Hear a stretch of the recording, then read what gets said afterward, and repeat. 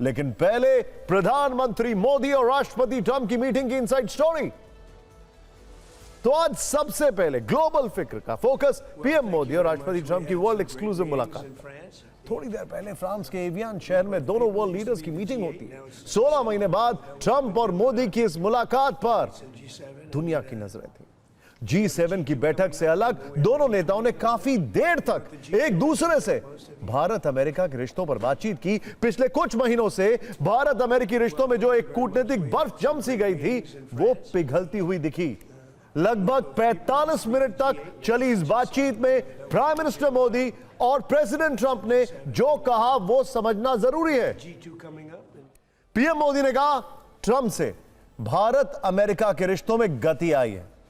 हम और अमेरिका मिलकर आगे बढ़ रहे हैं। हमारी टीम मिलकर लक्ष्य को पूरा कर रही है। होर्मुज़ का खुलना दुनिया के लिए जरूरी है।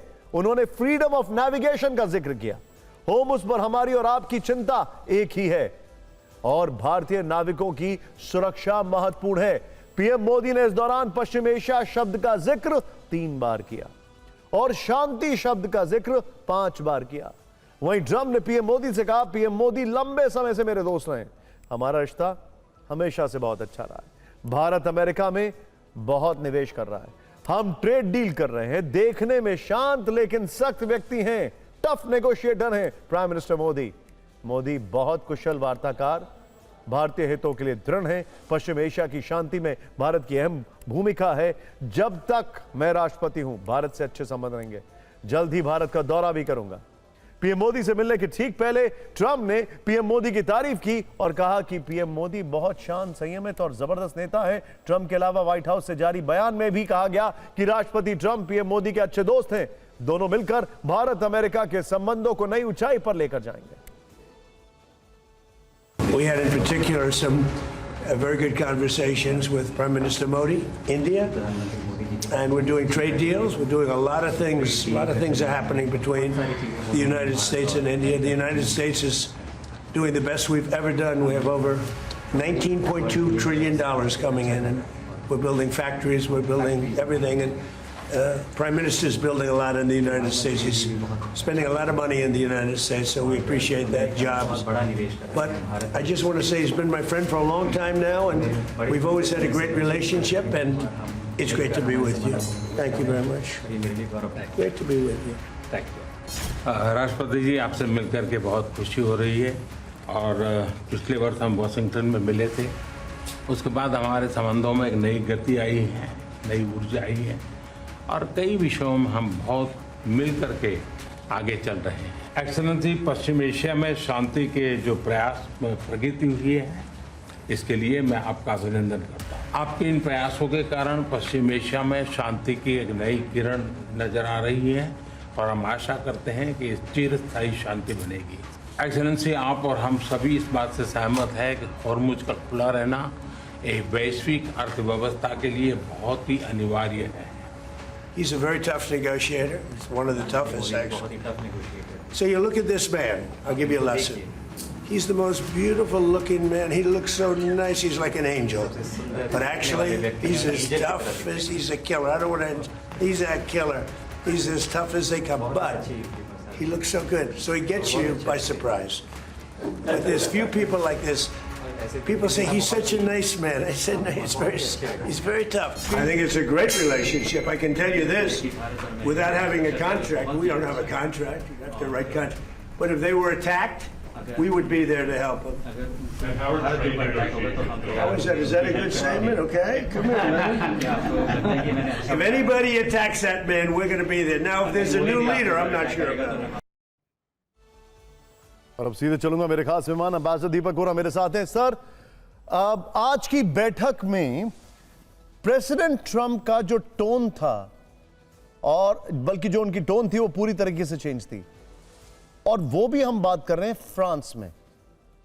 मेरा आपसे सवाल यह है, अभी इस वक्त क्या मिडिल ईस्ट में, पश्चिम एशिया में भारत के बढ़ते रोल को प्रेसिडेंट ट्रंप ऑलरेडी समझ चुके हैं? बहुत बहुत धन्यवाद sir, thank you very much. बहुत अच्छा लगा ये प्रेस कॉन्फ्रेंस सुनकर, और जब आपसे बात करता हूं तो और भी अच्छा लगता है। और आप देख रहे हैं मैंने कैसे रंगीन शर्ट पहन रखी है जिसमें भारत इंडिया लगा हुआ है। मजेदार चीज ये है सर कि ये जो एवियन लेबैन मीन्स द बाथ्स, नहाने के लिए जो ये मीटिंग हो रही है 23 साल के बाद वहीं हो रही है। और 2003 में पहली बार भारत को बुलाया गया था G7 में। अटल बिहारी वाजपेयी साहब उस समय प्रधानमंत्री थे, वहां गए थे, कोई खास उनका लोगों ने ध्यान नहीं दिया। लेकिन इस बार सर आपने देखा था, I just come to answer your question, आपने देखा था वो जो फोटोग्राफ थी, फैमिली फोटोग्राफ शुरू में, इस तरह से प्राइम मिनिस्टर मैक्रोन के लेफ्ट पे प्राइम मिनिस्टर मोदी थे, राइट पे प्रेसिडेंट ट्रम्प। दुनिया की 4 महाशक्तियां हैं, भारत, अमेरिका, रूस और चीन। चीन को बुलाया था, गया नहीं, उनके वाइस प्राइम मिनिस्टर ने वर्चुअली कोई मीटिंग अटेंड की थी, और रूस को तो बुलाया नहीं था। लेकिन आउट ऑफ द 4, द 2 जो दुनिया का भविष्य तय करेंगे, भारत और अमेरिका, वो वहां साथ साथ मौजूद थे। मुझे बड़ा अच्छा लगा जब वो कहता है कि look at this man, he looks like an angel but he is a killer mind. अच्छा, किलर जो शब्द है अमेरिका में, इट्स अ कॉम्प्लीमेंट, ये तो आप जानते हैं ना कि is a killer on the field, is a killer tennis player, is a the dress he is wearing is a killer. इसका मतलब है कि आउटस्टैंडिंग, एक्सेप्शनल। जब मैं कॉलेज में था सर तो मुझे भी किलर कहते थे, but for other reasons, not for being Forgive me, I couldn't resist that.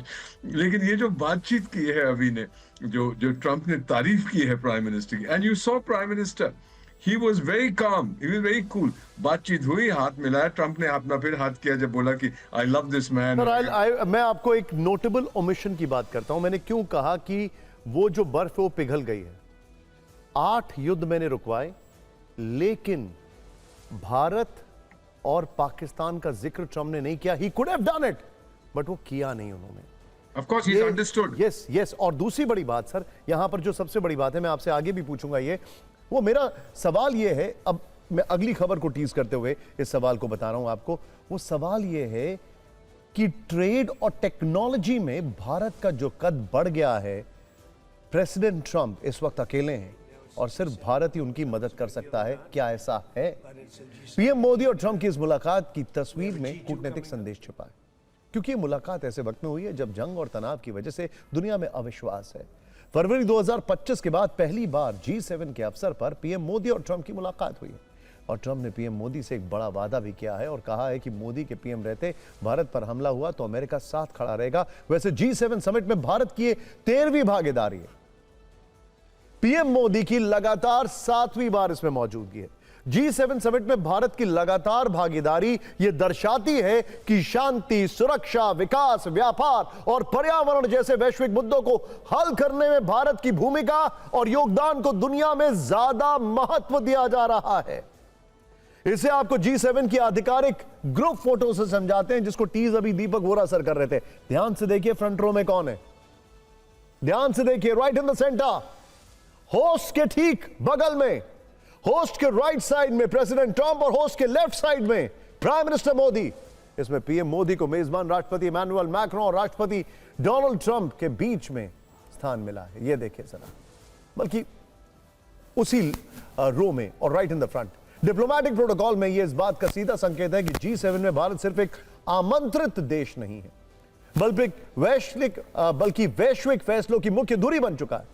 वैसे भी वैश्विक उथल पुथल, पश्चिम एशिया तनाव और भारत अमेरिका संबंधों में जो कुछ भी उतार चढ़ाव हुए हैं, उसके बीच में इस बैठक को काफी रणनीतिक माना जा रहा है। और दोनों नेताओं ने यह मैसेज भी दिया है कि भारत और अमेरिका के बीच रिश्ते अब रीसेट होंगे। संकेत तो यही मिल रहे हैं कि इस द्विपक्षीय वार्ता के बाद ट्रंप पीएम मोदी के साथ मिलकर भारत अमेरिका के बीच व्यापारिक, कूटनीतिक और राजनीतिक रिश्ते को और मजबूत करेंगे।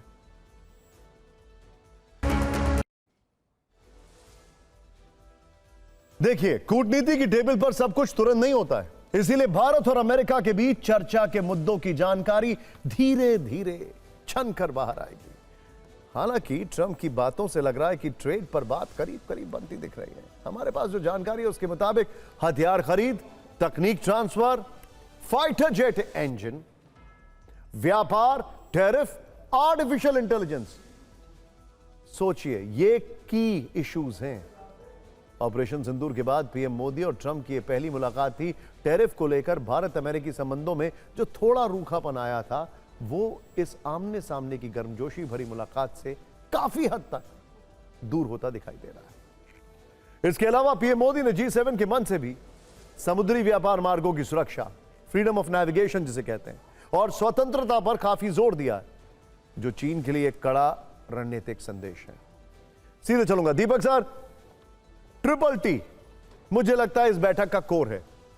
ट्रिपल टी का मतलब है trade, tariff and technology. Trade, tariff and technology, और मैं इसको इसी ऑर्डर में भी रखना चाहूंगा। What is your take on it? First of all sir, आपसे बेहतर कोई नहीं समझा सकता। You put it so brilliantly, the 3 T's। अब मैं दिल्ली एयरपोर्ट से कंपैरिजन करता हूं। मैं जाता हूं टर्मिनल 1, T1, ट्रम्प 1। सर इतना खूबसूरत बना दिया है, हम तो याद रखते हैं। I thought it was rubbish, but Trump 1 term turned out to be beautiful. अभी ये T2 है, और T2 को अभी सुधार रहे हैं। We are trying to make it better than it used to be। अक्सर दिल्ली एयरपोर्ट पे जाता। सर जो आपने बताया ट्रेड, टेक्नोलॉजी एंड टैरिफ्स, जो ट्रेड की बात है, अमेरिका बोलेगा कि अपने एग्रीकल्चर सेक्टर को खोलो। उसको पता लग गया है कि भारत नहीं करेगा। यू नो सर, शक्ति इज्जत करती है केवल शक्ति की। Power respects only power. और आज ट्रंप को शायद उसके एडवाइजर्स ने, स्पेशल एडवाइजर्स ने, मेरी तरह जो स्पेशल एडवाइजर्स हैं, बता दिया है कि प्लीज भारत को जितना तुम दबाने की कोशिश करोगे वो उतना ऊपर उठेगा। You know sir, listen to what the prime minister. कहने में ज्यादा एग्जैजरेशन नहीं लग रहा है। ट्रिपल टी की तो हमने बात की, लेकिन ट्रंप को क्या दिखाई दे रहा है वो है triple M। Modi, market and money. हमारी अर्थव्यवस्था की मैं बात कर रहा हूं, हमारी पॉपुलेशन जो मार्केट है, एंड प्राइम मिनिस्टर मोदी जिनके बारे में वो खुद ही बोल चुके हैं बार बार। सर पर आपने 3T की बात की, 4T भी तो ऐड करो, ट्रंप। और आपने 3M की बात की, ऐड करो मोदी। तो ये तो 4 हो जाते हैं ना, 4 T's and 4 F's। I don't know if that was a deliberate slip, लेकिन बहुत अच्छा लगता है। सर बेसिकली ट्रंप अब समझ गया है भारत को झुका नहीं सकते। यू रिमेम्बर सर, हमारे स्पेस रिसर्च प्रोग्राम में इन्होंने बहुत बाधाएं डाली थी। You remember that sir? वो क्रायोजेनिक इंजन्स जो कूल टेम्परेचर्स पे ऑपरेट करते हैं। और पीएम मोदी ने क्या कहा था कि 10 साल हमारा प्रोग्राम पीछे चला गया, लेकिन फिर हमने अचीव किया। और उन्होंने कहा कि जो ऑटो रिक्शा 1 किलोमीटर का लेता है, उससे सस्ते में हम मार्स पे पहुंच गए। I think this message you press the Indians. To sum it up, मैं आपके पास वापस आऊंगा। भारत पोजीशन ऑफ स्ट्रेंथ से बात कर रहा है और ट्रंप पोजीशन ऑफ केओस से, और इसके बीच में हम सबको पता है अभी जो निकलकर बाहर आ रहा है। आपको बता दें कि G7 का कोई स्थायी कार्यालय नहीं है। इंटरेस्टिंग, इसके सदस्य देश कोई अंतर्राष्ट्रीय कानून पारित नहीं कर सकते। G7 के लिए राजनीतिक मुद्दे अहम होते हैं। वही G20 की बात करें तो इसका सबसे बड़ा मुद्दा वर्ल्ड इकोनॉमी होता है। वर्ष 1999 में बने G20 में G7 के देशों के अलावा ब्रिक्स के देश भी शामिल हैं। भले ही G7 और G20 का एजेंडा एक जैसा हो, लेकिन इस समय G20 से ज्यादा प्रभावी कुछ। T20 में अमेरिकी राष्ट्रपति ट्रंप ने भी G7 को बहुत आउटडेटेड ग्रुप कहा था। सीधे मैं चलूंगा दीपक सर के पास। दीपक सर, लास्ट रिएक्शन। G7 एक सिंबॉलिज्म है, 100%। G7 एक सिंबॉलिज्म है, लेकिन सर अब मैं आपसे भारत के इतर सवाल पूछ रहा हूं। ये ऐसे टाइम पे बैठक हुई है जब मुझे ऐसा लग रहा है कि ईरान से शायद समझौता हो जाए। ये ऐसे टाइम पर बैठक हुई है जब ट्रंप ने खुद आज प्राइम मिनिस्टर मोदी के सामने कहा कि मुझे लग रहा था बहुत आसान होगा रशिया और यूक्रेन का युद्ध रुकवाना, लेकिन नहीं हो पाया। सर मेरा सिक्स सेंस कुछ और कह रहा है, शायद G7 की समिट में जाने से पहले इस युद्ध को रोका गया, लेकिन Trump is losing his cool. समझौता शायद अब भी ना हो। आप बात कर रहे हैं between Iran and absolutely right, you nailed it. No question about it sir. जो लीक हुआ है, जो आपके पास क्या खबर है? वही लीक जो ईरानियन, जो इस्लामिक रेवोल्यूशनरी गार्ड कोर ने किसी अखबार को दे दी थी। ईरान में कहां से लीक्स होते हैं सर? प्रेस में। वहां तो प्रेस को ऐसे कंट्रोल करके रखा जाता है। So it was dictated by somebody कि दूसरे का रिएक्शन क्या है, दूसरी पार्टी का। America did not react. मेरा अभी तक मानना है सर कि जो अमेरिकन ओपिनियन है, American version of the memorandum of understanding, जिसका कोई लीगल सैंक्शन नहीं होता, और जो ईरानियन वर्जन है, between the English and the Farsi version, बहुत फर्क होगा। वो हमको पता लगेगा जब एक्चुअली, अभी तो डिजिटल सिग्नेचर वगैरह, बट एक्चुअल जब ये मिलेंगे डेलीगेशंस, तब आपको पता लगेगा। मेरे पास अभी भी sir, forgive me, I still am sceptical कि जब एक तरफ कह रहे हैं कि साइन करो, दूसरी तरफ नहीं करोगे तो ठोकेंगे.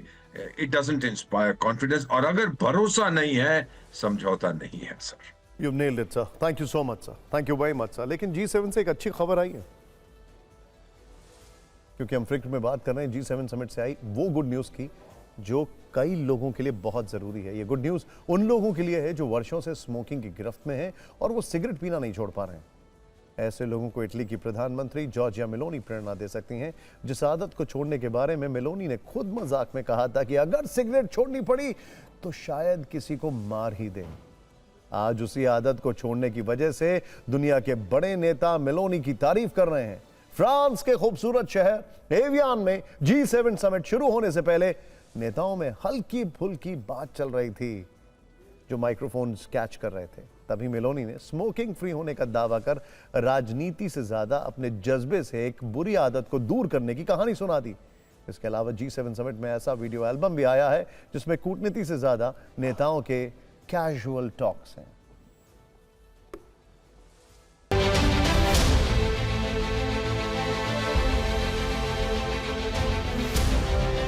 49 साल की इटली की प्रधानमंत्री जॉर्जिया मेलोनी अपने सख्त अंदाज और तल्ख तेवरों के लिए जानी जाती हैं. कोई भी इंटरनेशनल समिट या आयोजन हो, मेलोनी अपना प्रभाव छोड़ने में सफल रहती हैं. पोप के मुद्दे पर डोनाल्ड ट्रंप को सुनाना हो या फिर ईरान पर हमले को लेकर अमेरिका की आलोचना करना, वो कभी पीछे नहीं रही. लेकिन मेलोनी की एक बुरी आदत को लेकर हमेशा उनकी आलोचना होती रही है, वो है सिगरेट पीना.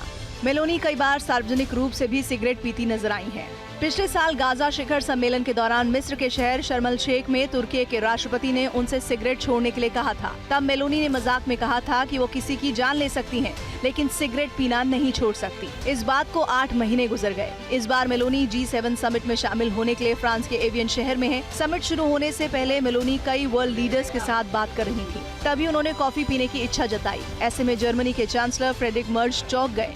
उन्होंने पूछा, क्या सिगरेट नहीं पिएंगी? दिलचस्प बात यह भी है कि मेलोनी का सिगरेट के साथ रिश्ता काफी पुराना रहा है. उन्होंने पहले भी करीब 13 साल तक सिगरेट से दूरी बनाई थी, लेकिन बाद में फिर से इस आदत में लौट आई. एक किताब में उन्होंने ये तक लिखा था कि कई विदेशी नेताओं के साथ बातचीत शुरू करने और दोस्ताना संबंध बनाने में सिगरेट ने उनकी मदद की. लेकिन अब लगता है कि उन्होंने अपनी इस पुरानी आदत पर जीत हासिल कर ली है. G7 समिट से कई और हल्के फुल्के वीडियो आए. ग्रुप फोटो सेशन के दौरान फोटोग्राफर ने पूछा कि आप तैयार हैं? तभी पीएम मोदी ने कहा कि सभी नेता हमेशा तैयार रहते हैं. They are always ready. इसके अलावा डोनाल्ड ट्रंप ने ऐसा कुछ कहा जैसे कि ये G7 समिट नहीं बल्कि अमेरिका में उनकी कैबिनेट है. ट्रंप चलते हुए अचानक रुके और कहा, आई एम द बॉस. वैसे समिट से आई कई तस्वीरें और वीडियो इंटरनेट पर वायरल हैं. लेकिन इन राजनीतिक चर्चाओं के बीच जिस बात ने सबसे ज्यादा सुर्खियां बटोरी वो थी जॉर्जिया मेलोनी का सिगरेट छोड़ना. और फिक्र में बात करते हैं 21 जून को होने वाले नीट यूजी री एग्जाम की. जिस देश में कभी परीक्षा के प्रश्न पत्र सील बंद ट्रकों और प्रशासनिक व्यवस्था के भरोसे पहुंचाया जाया करते थे, आज उसी देश में नीट के प्रश्न पत्रों को पहुंचाने के लिए वायुसेना की मदद लेनी पड़ रही है. इतिहास गवाह है, जब देश पर कोई बड़ी आफत आती है तो हमारी सेना के तीनों हिस्से हालात को संभालते हैं.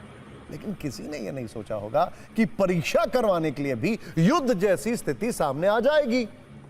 21 जून को परीक्षा से पहले वायुसेना का खास विमान आज नीट प्रश्न पत्रों को लेकर पटना पहुंचा.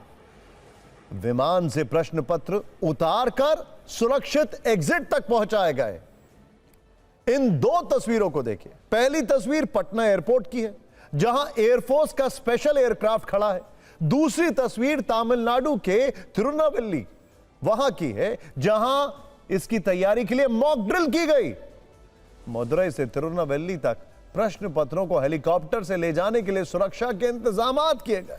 यहां आर्म्ड रिजर्व ग्राउंड पर भारतीय सेना के हेलीकॉप्टर्स ने लैंडिंग का रिहर्सल किया. जरा सोचिए, हमारी व्यवस्थाएं डिजिटल हो गई हैं, लेकिन हमारा सिस्टम ऐसा है कि प्रश्न पत्र को सुरक्षित तरीके से भेजने के लिए सेना की मदद लेनी पड़ती है.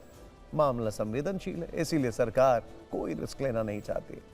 एनटीए ने नीट की दोबारा परीक्षा के लिए कई निर्देश उन राज्यों के लिए विशेष तौर पर जारी किए हैं जहां पेपर लीक की आशंका या अफवाह की संभावना ज्यादा रहती है। बिहार भी उनमें से एक है। वर्ष 2024 में बिहार में ही नीट का पेपर लीक हुआ था। अब देखिए बिहार इस परीक्षा के लिए किस तरह तैयार है। नीट के प्रश्न पत्र विमान से पटना, गया और दरभंगा पहुंचाए गए। ये प्रश्न पत्र जिला प्रशासन की निगरानी में सुरक्षित रखे गए हैं। सभी परीक्षा केंद्रों पर मजिस्ट्रेट और पर्याप्त पुलिस बल तैनात होंगे। सेंटर हेड और इन्विजिलेटर को छोड़कर किसी को मोबाइल की अनुमति नहीं होगी। अभ्यर्थियों को परीक्षा से 2 घंटे पहले केंद्र में प्रवेश दिया जाएगा। सभी परीक्षा केंद्रों पर जैमर लगाए जाएंगे। अफवाहों पर रोक के लिए अतिरिक्त निगरानी रखी जा रही है। छात्रों से केवल आधिकारिक जानकारी पर भरोसा करने की अपील की गई है। बिहार में किसी परीक्षा की ये तैयारियां अभूतपूर्व हैं और सिस्टम के लिए सबसे बड़ी चुनौती हैं। जब मैं ये खबर पढ़ रहा था तो इसकी शुरुआत में मुझे ऐसा लग रहा था कि मैं नीट के परीक्षा पेपर नहीं, ईवीएम के ट्रांसपोर्टेशन की बात कर रहा हूं। खैर, वैसे नीट पेपर लीक को कांग्रेस ने एक बड़ा मुद्दा बना लिया है। इसे लेकर आज लोकसभा में विपक्ष के नेता राहुल गांधी कोचिंग सिटी के नाम से मशहूर राजस्थान के कोटा में पहुंचे। यहां हजारों छात्र पहले से उनका इंतजार कर रहे थे। यहां केवल विद्यार्थियों को ही एंट्री दी गई। कांग्रेस ने इस पूरे आयोजन को पूरी तरह नॉन पॉलिटिकल प्रोग्राम का नाम दिया। कोटा से आई तस्वीरें देखकर लग रहा था कि यह किसी परीक्षा में धांधली के खिलाफ आयोजन कम बल्कि म्यूजिक कॉन्सर्ट ज्यादा है। कार्यक्रम स्थल पर बड़ी संख्या में छात्र, युवा और कांग्रेस नेता मौजूद। राहुल गांधी ने यहां सीधे छात्रों से संवाद किया। मंच पर राहुल और छात्रों के अलावा कोई भी नहीं था। छात्रों की गूंज नाम के इस कार्यक्रम में राहुल ने कहा, यह कार्यक्रम कोई राजनीति का कार्यक्रम नहीं है। यह युवाओं, छात्रों की आवाज उठाने का मंच है। आज सिर्फ स्टूडेंट्स और युवाओं की बात होगी। राहुल गांधी ने कहा कि देश के युवाओं के पास एजुकेशन में सिर्फ 5 ही ऑप्शंस क्यों हैं। हर कोई डॉक्टर या इंजीनियर ही क्यों बनना चाहता है, जबकि और भी कई करियर ऑप्शंस मौजूद हैं। कोटा के इस मंच से राहुल गांधी ने एक छात्रा का सुसाइड नोट भी दिखाया और कहा कि यह आकांक्षा का फेलियर नहीं है बल्कि हमारे एजुकेशन सिस्टम का फेलियर है। राहुल ने नीट और जी जैसी प्रतियोगी परीक्षाओं का जिक्र करते हुए कहा कि देश में लाखों बच्चे एग्जाम देते हैं लेकिन सिलेक्शन कुछ ही बच्चों का होता है। इस प्रक्रिया में माता पिता के लाखों रुपए बच्चों की पढ़ाई पर खर्च हो जाते हैं। This evening is about you. It is about what you're facing. It is about the challenges that you're dealing with. Hindustan का एजुकेशन सिस्टम, सबसे पहली कमी इसकी कि हम जो हमारे बच्चों के सपने हैं उनको पूरा नहीं करते हैं। जो उनके ऑप्शंस हैं, जो वो ऑप्शंस चाहते हैं, उनकी हम रिस्पेक्ट नहीं करते। Why NEET? Why did you guys choose NEET? Sir, जो नीट है, डॉक्टर, सबसे पहली बात तो डॉक्टर एक बहुत बड़ा टर्म है। किसी भी मतलब जैसे अभी कोई बीमार हो गया तो किसी भी एक बंदे की लाइफ हमारे हाथ में होती है।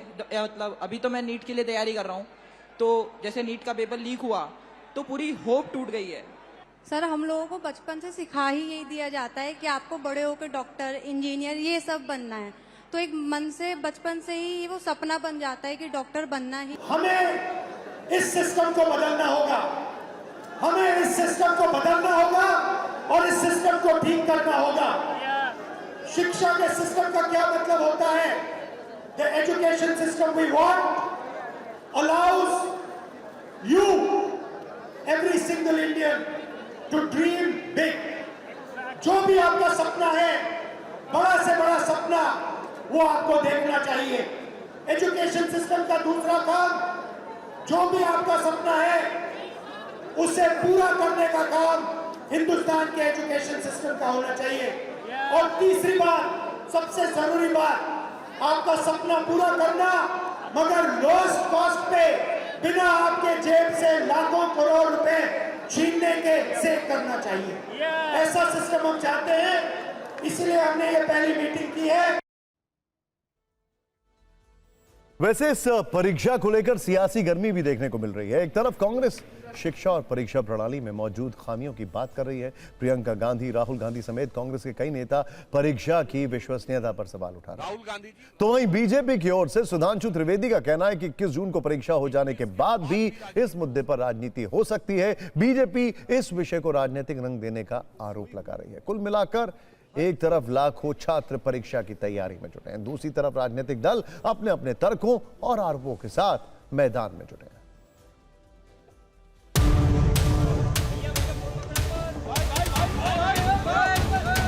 एजुकेशन का जो सिस्टम है और ये जो पूरा सिस्टम है एग्जाम का, इसमें कई लोग सेंटर को सुधारना। राहुल गांधी जी, राजनीति करने के बहुत अवसर मिलेंगे।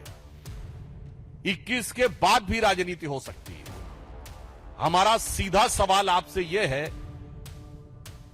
कि आप इन्हीं आखिरी के 72 घंटों में राजनीति क्यों करना चाह रहे हैं? जो छात्र हैं उनकी हौसला अफजाई भी जरूरी है और आत्महत्या हो रही है, तो ऐसे प्रोग्राम से लगता विपक्ष हमारी आवाज उठा रहा है।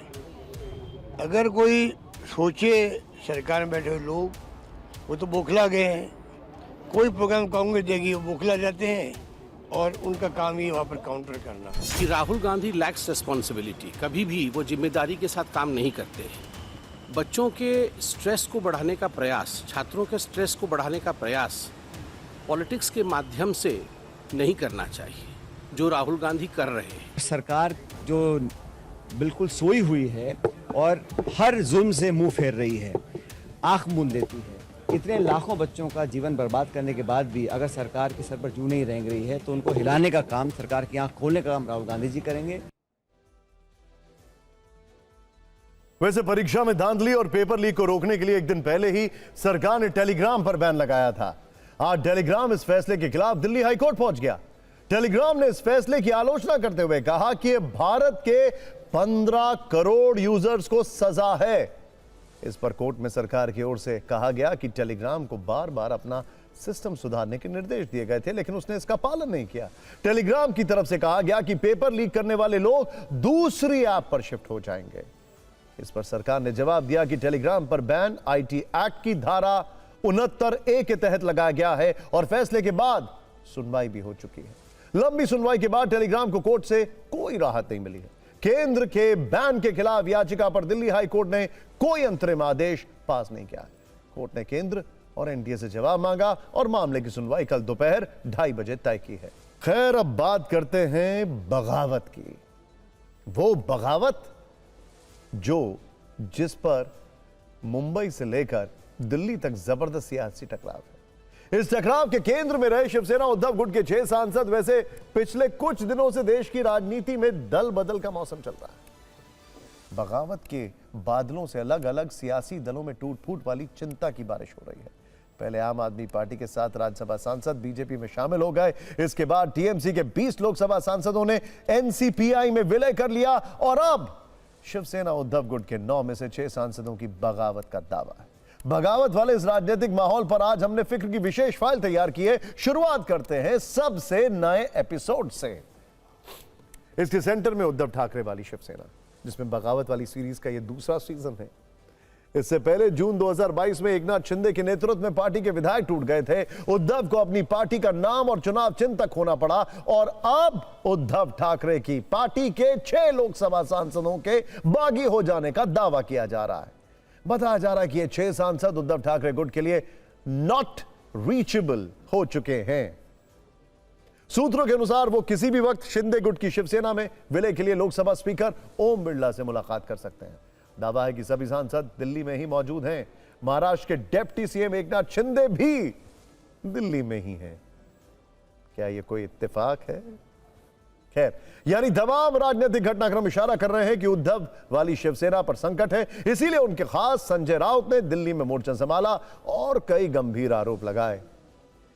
इस सियासी टकराव के कुछ कीवर्ड्स आपको बताते हैं, जिससे आपको इस पूरे घटनाक्रम की गंभीरता का अंदाजा लगेगा। 15 करोड़ पहला कीवर्ड, चार्टर्ड प्लेन दूसरा कीवर्ड, गद्दार और डरपोक तीसरा और चौथा कीवर्ड, ऑपरेशन टाइगर 5वां कीवर्ड, भेड़िया 6ठा कीवर्ड। अब ऐसे शब्दों से आज दिल्ली का सियासी पारा थोड़ा ज्यादा ही गर्म रहा।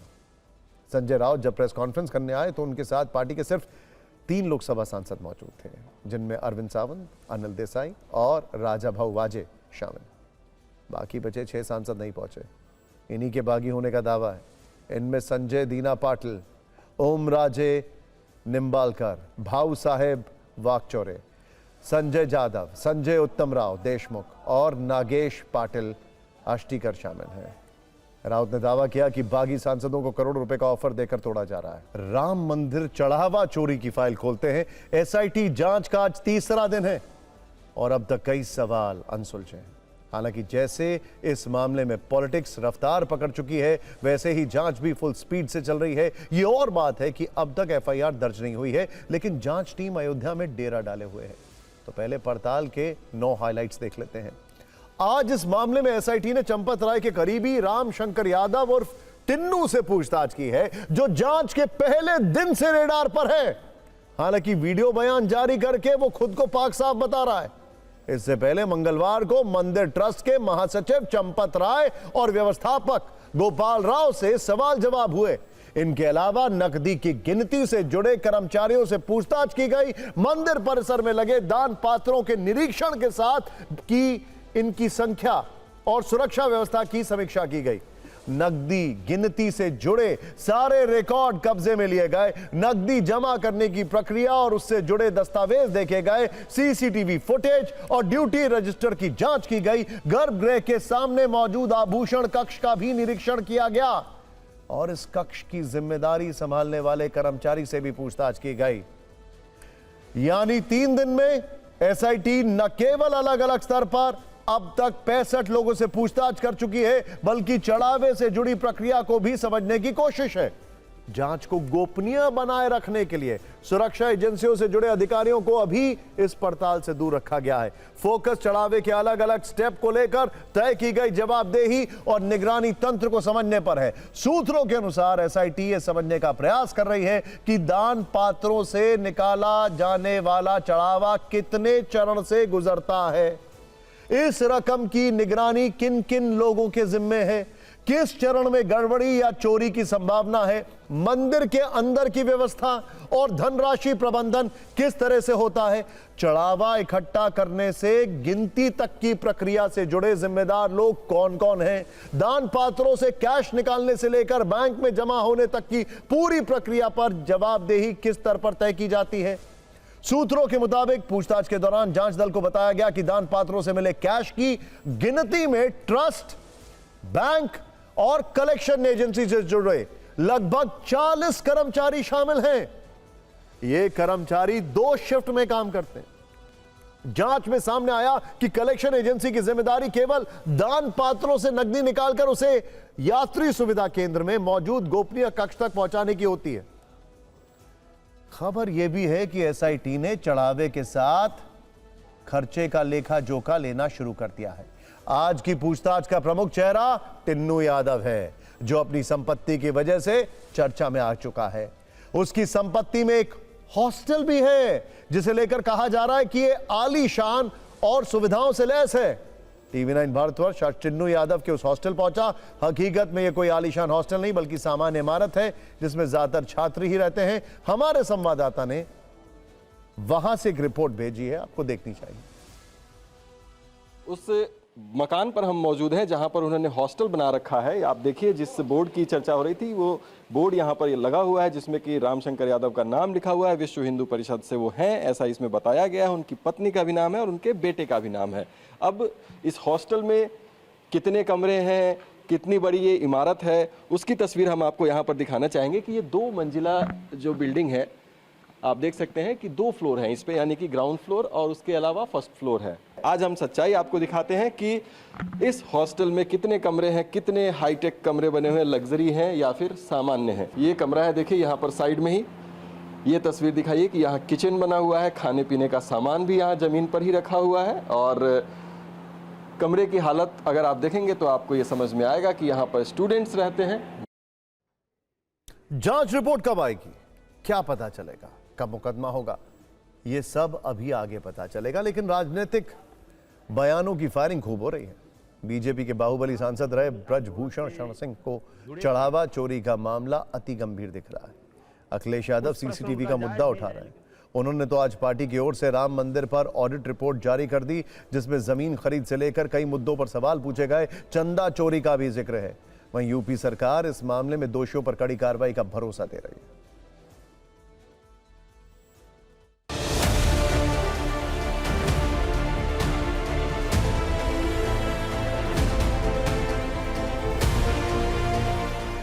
सबसे पहले दिन 8 घंटे की पूछताछ, दूसरे दिन 11 घंटे की पूछताछ और आज सुबह 10 बजे से एसआईटी राम मंदिर परिसर के भीतर ही मौजूद है। लिखित रिकॉर्ड से लेकर डिजिटल रिकॉर्ड्स तक खंगाले जा रहे हैं, तमाम अपडेट्स देखे जा रहे हैं।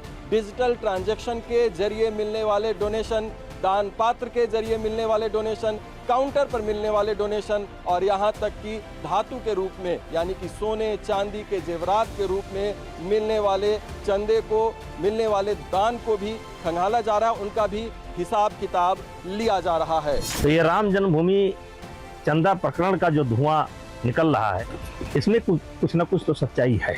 अब सरकार इसको देख रही है। सीसीटीवी से फुटेज गायब हैं, नदारद हैं, क्योंकि सीसीटीवी से सीसी का राज खुल जाता। सीसी का मतलब तो आप समझ ही गए हैं, चढ़ावा चोरी, चंदा चोरी। एसआईटी की रिपोर्ट के बाद कार्रवाई हुई, लेकिन मेरा सवाल विपक्षी दल खासकर समाजवादी पार्टी के मुखिया से है। बाबरी मस्जिद को बनाने के लिए जो चंदा एकत्र हुआ था, आपको पता है हुआ था कि नहीं? याद है आपको? वो पैसा कहाँ गया पूछ लीजिए। ये सिर्फ और सिर्फ राजनीति करते हैं वोट पाने के लिए। इनकी ना ही श्रद्धा है, ना ही भक्ति है, ना धर्म में विश्वास। देखिए, अभी वो सब जांच पड़ताल चल रही है। जिन लोगों ने भी गड़बड़ किया होगा, मैं यह मानता हूँ कि उसकी जांच से सच्चाई सामने आएगी और श्री हनुमान जी महाराज की गदा उन पर चलेगी।